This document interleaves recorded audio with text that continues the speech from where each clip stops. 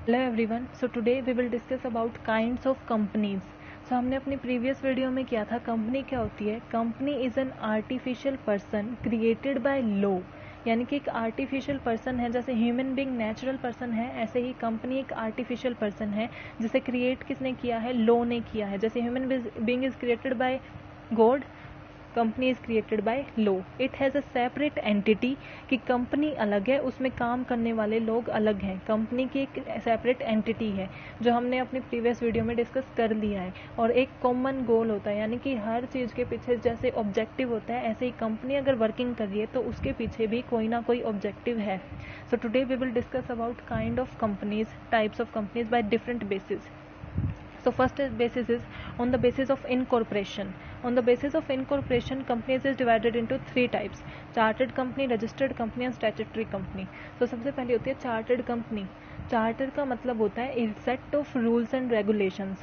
So जो company किसी rules and regulations के अंडर इनकॉर्पोरेटेड हुई है, इनकॉर्पोरेशन सर्टिफिकेट होता है। जैसे ह्यूमन बीइंग के लिए बर्थ सर्टिफिकेट होता है, ऐसे ही कंपनी को अगर अपनी वर्किंग चालू करनी है, मीन्स उसे अपनी कंपनी स्टार्ट करनी है, तो उन्हें क्या चाहिए होता है, इनकॉर्पोरेशन सर्टिफिकेट चाहिए होता है। सो ये इनकॉर्पोरेशन सर्टिफिकेट कैसे मिला है, उसके बेसिस पे कंपनी तीन टाइप की होती है। सबसे पहले होता है चार्टर्ड कंपनी, यानी कि एक set of rules and regulation है, उस चार्टर के अकॉर्डिंग, चार्टर के एक सेट ऑफ रूल्स, तो उन सेट ऑफ रूल्स रेगुलेशन के अकॉर्डिंग जब कंपनी को इनकॉर्पोरेशन मिलता है तो उसे हम बोलते हैं चार्टर्ड कंपनी। ये कंपनी अब जो है वर्किंग में नहीं है, ये फॉर्मली यूज़ की जाती थी, जैसे ब्रिटिश चार्टर। ब्रिटिश चार्टर के अंडर जितनी भी कंपनीज थी वो चार्टर्ड कंपनीज थी। Next is registered company. जो भी कंपनी किसी भी लॉ या एक्ट के अंडर रजिस्टर्ड है उनको हम बोलते हैं रजिस्टर्ड कंपनी। मीन्स हर कंपनी के लिए नेसेसरी है कि वो रजिस्टर्ड हो, अगर वो रजिस्टर्ड नहीं है तो वो इलीगल कंसिडर की जाती है। Each and every company must register themselves in registered office. तो ये ज़रूरी है कि वो रजिस्टर्ड हो, अगर वो रजिस्टर्ड नहीं है तो वो इलीगल है और उनकी वर्किंग भी इलीगल है। सो जो भी कंपनी किसी भी मीन्स हमारी कंट्री में जितने भी कोऑपरेट हैं, सिक्योरिटी हैं, जितने भी लॉ या एक्ट हैं, किसी भी लॉ या एक्ट के अकॉर्डिंगली वो रजिस्टर्ड हैं, तो वो क्या होती है, registered company. Next is the statutory company. Statutory company और रजिस्टर्ड कंपनी सिमिलर होती है, इनमें यही डिफरेंस होता है कि रजिस्टर्ड कंपनी क्या होती है, जो किसी भी कंपनी के वर्किंग लॉ के अंडर रजिस्टर्ड हैं, लेकिन स्टैट्यूटरी कंपनीज होती हैं जो किसी पर्टिकुलर लॉ के अंदर रजिस्टर्ड हैं। जैसे अगर आरबीआई है तो वो रजिस्टर्ड होगा आरबीआई लॉ के अंडर। एलआईसी का जो लॉ है, एलआईसी का जो एक्ट है, उसके under LIC life insurance company को रजिस्टर होना पड़ेगा। यानी कि जो कंपनी है उसी के पर्टिकुलर लॉ के अंडर जब वो रजिस्टर्ड होती है तो वो क्या होती है, हमारी स्टैट्यूटरी कंपनी होती है। अदरवाइज किसी भी लॉ या एक्ट के अंदर कंट्री के वो रजिस्टर्ड हैं तो वो क्या है, रजिस्टर्ड कंपनीज होती हैं। On the basis of liability, उसमें हम दो डिवाइड करते हैं, limited liability and unlimited liability. Limited liability क्या होती है कि कंपनी के जितने भी शेयर होल्डर्स हैं उनकी लाइबिलिटी लिमिटेड है, और इंडिया में नॉर्मली लिमिटेड कंपनीज ही हैं, अनलिमिटेड कंपनीज नहीं हैं। सो जो हमारी लिमिटेड कंपनीज होती हैं जिसमें शेयर होल्डर्स की लाइबिलिटी जो लिमिटेड होती हैं वो भी टू टाइप्स की होती हैं, लिमिटेड बाय शेयर और लिमिटेड बाय गारंटी। अगर मैं एक शेयर होल्डर हूँ, मेरे पास 1000 शेयर हैं at the rate of 100 each, यानी कि 1 लाख मेरे शेयर्स की फेस वैल्यू है। सो मेरी लाइबिलिटी अगर लिमिटेड बाय शेयर है तो इसका मतलब 1 लाख तक ही मैं लाइबल हूँ। अगर हमारे कंपनी में लॉस आता है तो मेरी लाइबिलिटी सिर्फ 1 लाख तक होगी, मेरे शेयर की फेस वैल्यू तक। वो क्या होता है, लिमिटेड बाय शेयर, यानी कि जितने मेरे शेयर्स की फेस वैल्यू है उतनी ही मैं लाइबल हूँ, वो लिमिटेड बाय शेयर होता है। लेकिन अगर लिमिटेड बाय गारंटी होती है, यानी कि मुझे गारंटी दे रखी है कि मैं 1.5 लाख तक का अगर मेरे को मीन्स अगर लॉस हुआ कंपनी को तो मुझे सफ़र करना पड़ेगा, तो मेरी सिर्फ 1.5 लाख 1.5 लाख तक की ही मेरी लाइबिलिटी होगी। चाहे कंपनी को कितना ही लॉस हो, उससे ज़्यादा मुझे लाइबल नहीं करना पड़ेगा। वो क्या है, लिमिटेड बाय गारंटी, यानी कि गारंटी दे दी गई है, उससे आगे आपकी लाइबिलिटी एक्सटेंड नहीं होगी। अनलिमिटेड कंपनी क्या होती है कि जिसमें लाइबिलिटी की कोई लिमिट ही नहीं है, कितनी भी लाइबिलिटी आपके ऊपर आ सकती है, आप कितने भी अमाउंट के लिए भी लाइबल हो सकते हो। लेकिन these type of companies are don't found in India, कि ऐसी कंपनीज अभी इंडिया में नहीं है। और अगर आपको एक अनलिमिटेड कंपनी बनानी है तो जितने भी शेयर होल्डर होते हैं जिनकी अनलिमिटेड लाइबिलिटी होगी, उन सब का कंसेंट, उन सब का एग्री होना ज़्यादा नेसेसरी है, सबसे नेसेसरी वही है। अगर उन्होंने कंसेंट लेटर दिया है तभी आप एक अनलिमिटेड कंपनी फ्रेम कर सकते हो।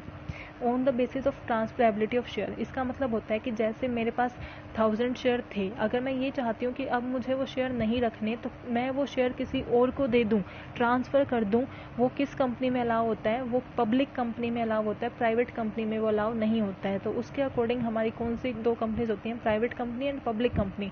जहाँ पे ट्रांसफरेबिलिटी ऑफ शेयर अलाउड होता है वो होती है पब्लिक कंपनी, जहाँ अलाउड नहीं होता वो होती है प्राइवेट कंपनी।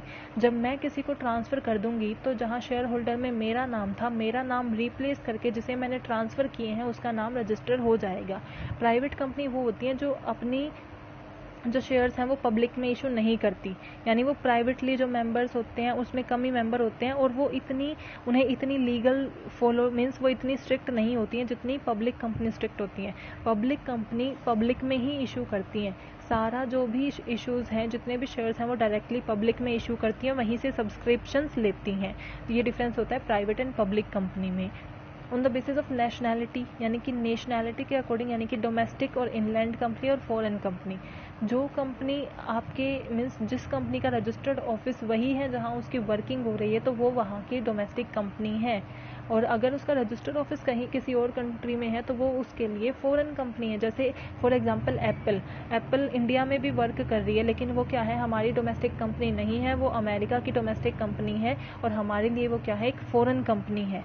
जो हमारी इनलैंड में जिसका रजिस्टर्ड ऑफिस है वो है हमारी डोमेस्टिक कंपनी, जिसका रजिस्टर्ड ऑफिस किसी और कंट्री में होता है वो होती है foreign company. On the basis of ownership के बेसिस पे अगर हम करें तो government company, holding company and subsidiary company. Government company means any company in which not less than 51% of the share, यानी कि अगर आप ओनरशिप चाहते हो, अगर आपकी ओनरशिप बोल्ड होनी चाहिए, तो आपके 51% से ज़्यादा शेयर अगर गवर्नमेंट के पास है तभी वो गवर्नमेंट कंपनी मीन्स मैटर करती है। अगर वो होगी ही नहीं, अगर आप 50-50 भी है ना तो भी वो गवर्नमेंट कंपनी नहीं होती।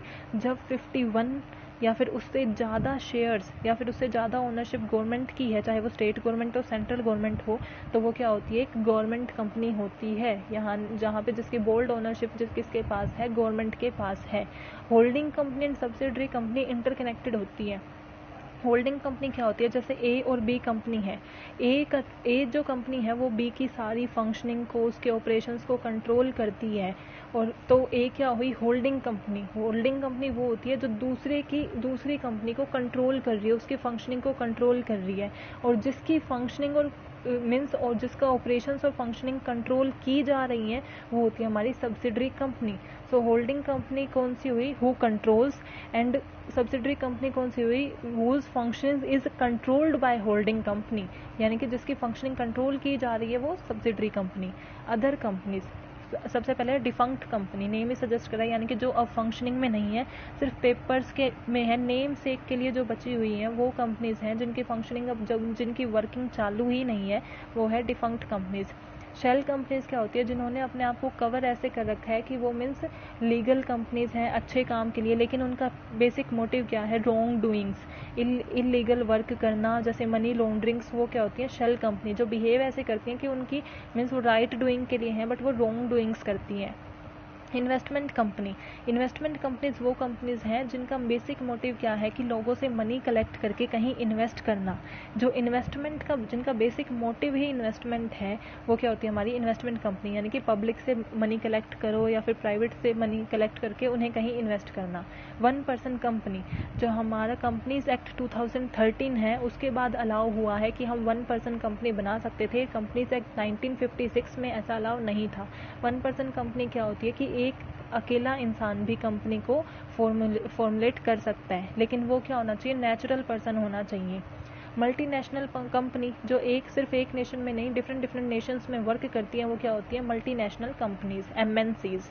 चैरिटेबल कंपनी, जिसे हम NGO भी बोलते हैं, नॉन प्रॉफिट ऑर्गेनाइजेशन, NPO भी बोलते हैं, यानी कि जिनका प्रॉफिट मोटिव नहीं है, जो वर्किंग करिए लेकिन उसके पीछे उनका प्रॉफिट मोटिव नहीं है, वो क्या होती है? हमारी चैरिटेबल कंपनी, जो हमारी सोसाइटी के लिए वर्क कर रही है। So I hope you are clear with this topic. Thank you.